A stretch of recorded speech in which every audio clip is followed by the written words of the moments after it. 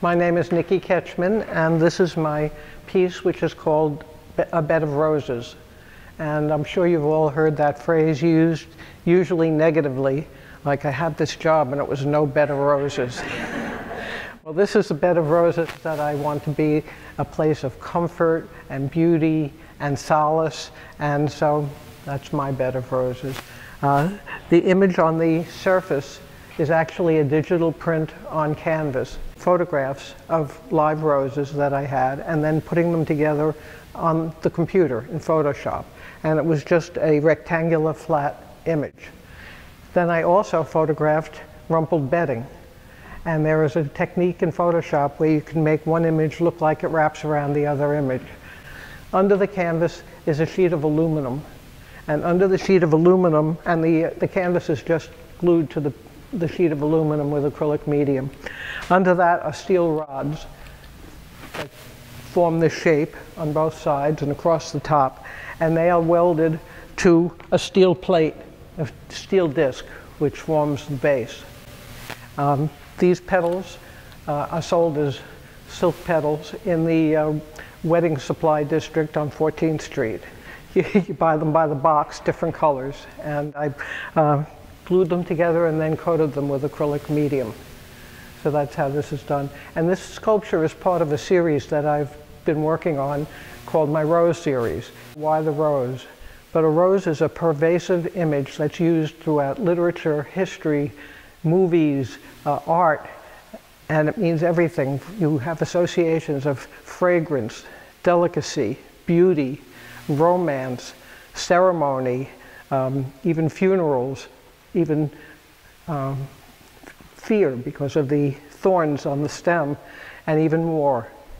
So, for instance, in literature, in Shakespeare's Romeo and Juliet, Juliet says to Romeo, "A rose by any other name will still smell as sweet." And that's what she's saying, is that he's from a different family and they're not supposed to get together, but that he's just as sweet to her even though he's from a different family. Gertrude Stein said, "A rose is a rose is a rose," famously. Just questioning what is identity, just saying a thing is what it is. In art, Botticelli painted his painting called The Birth of Venus, or sometimes referred to as Venus on the half shell. And it shows her rising from the water. It's based on a Greek myth with a spray, a sea spray around her, and from that sea spray supposedly emerged the white rose. The Dutch painters of all the still lifes used roses in their still lifes. Monet, Manet, Renoir, Dali, Klimt, many, many artists used the rose as part of their subject matter. As far as movies go, it was La Vie en Rose and The Purple Rose of Cairo. So you can see that, and in history, England in particular uses roses symbolically. There was the War of the Roses in the 1400s, and it was two families warring each other, the Lancasters and the Yorks. The Lancasters were symbolized by the white rose, and the Yorks by the red rose. And under Queen Victoria, it was considered proper etiquette not to write a note to one another, but to send a rose. Red rose meant love, dark rose meant shame, a pink rose meant that it had to stay, your relationship had to stay a secret. So roses are a pervasive influence, and that's why I have used roses and continue to use them.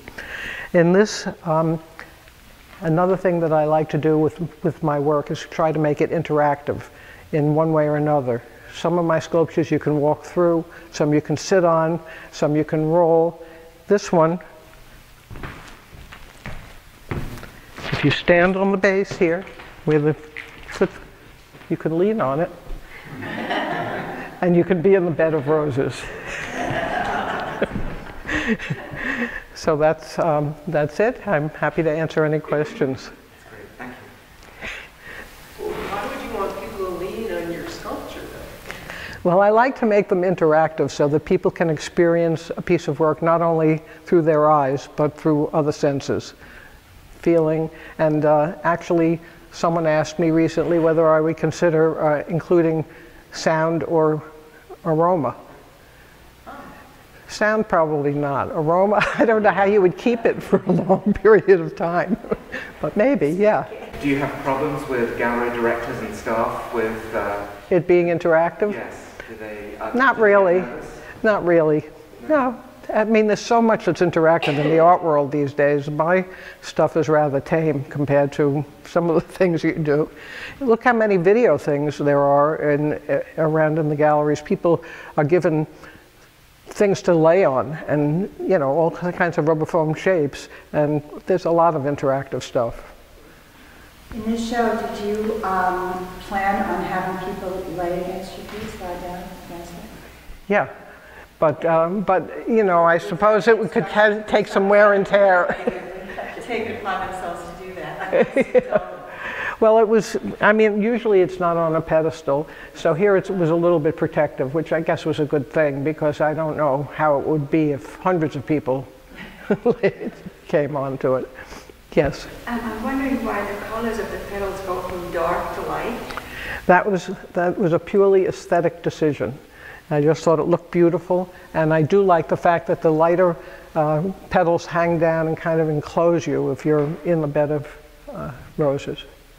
Why do you have that central area where it's dark shadow? That is supposed to look like an indentation of where a person was and no longer is, and it indicates a passage of time, which I think is one of the things I like about roses, because they've been so ever-present all through history and through literature and through art.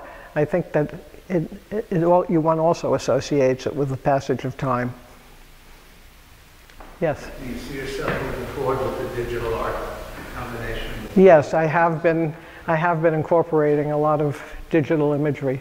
I started with Photoshop because I got, with our first computer, we got an ad for a business edition of Photoshop.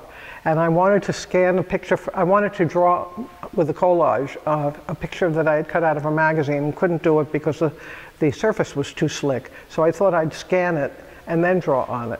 Well, I did, and I did a few things on there that you could only do some very simple things, and I got intrigued. So I took all the courses at International Center of Photography and Photoshop, and then continued as a teaching assistant. So it's an amazing program. You can just do a lot of interesting things with it. So I have been using imagery. I have another sculpture called Identity